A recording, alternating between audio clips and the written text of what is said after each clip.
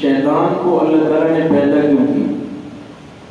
اللہ تعالیٰ نہ پیدا کرتا تو کسی کے اعمال خراب نہ ہوتے، کوئی بندہ گمراہ نہ ہوتا۔ تو علماء نے اس کی وجہ بتلائی ہے کہ اللہ نے شیطان کو پیدا کیوں کیا۔ یہ بھی انسان کے اوپر، ایمان والوں کے اوپر اللہ کا خصوصی فضل اور کرم ہے کہ اللہ نے شیطان کو پیدا کیا ہے، کیونکہ اللہ تعالیٰ نے انسان میں تو دونوں مادے رکھے، خیر کا بھی اور شر کا بھی۔ شر تو اس نے کرنا ہی ہے، گناہ تو اس نے کرنا ہے، گناہ کا مادہ ہے اس میں۔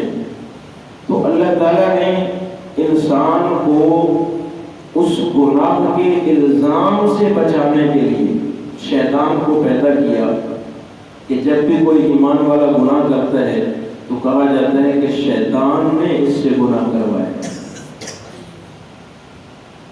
شیطان نے کرایا۔ انسان کے اوپر جو بات آ رہی تھی کہ انسان نے یہ کیا ہے، وہ اللہ نے ہٹانے کے لیے شیطان کو پیدا کیا ہے کہ میرے بندے کے اوپر بات نہیں آنی چاہیے کہ اس نے یہ گناہ کیا ہے، بلکہ شیطان کے اوپر بات آنی چاہیے کہ شیطان نے میرے بندے کو گمراہ کیا ہے۔ اللہ تعالیٰ نے قرآن پاک میں فرمایا من بعد ان نزغ الشیطان، شیطان نے گمراہ کیا۔ دوسری جگہ فرمایا فانساہ الشیطان، شیطان نے بھلا دیا، فازلہم الشیطان، شیطان نے ان کو پھسلایا۔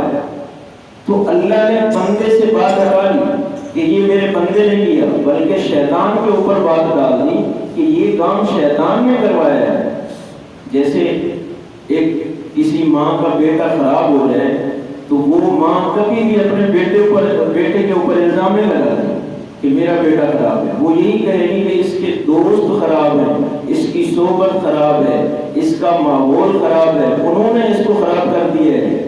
بیٹے کے اوپر بات نہیں کرے گی کہ میرا بیٹا خراب ہے۔ اسی طرح اللہ کو بندے بھی پیارے ہیں تو اللہ نے بندوں سے بات ہٹا دی کہ میرے بندے نے یہ گناہ کیا،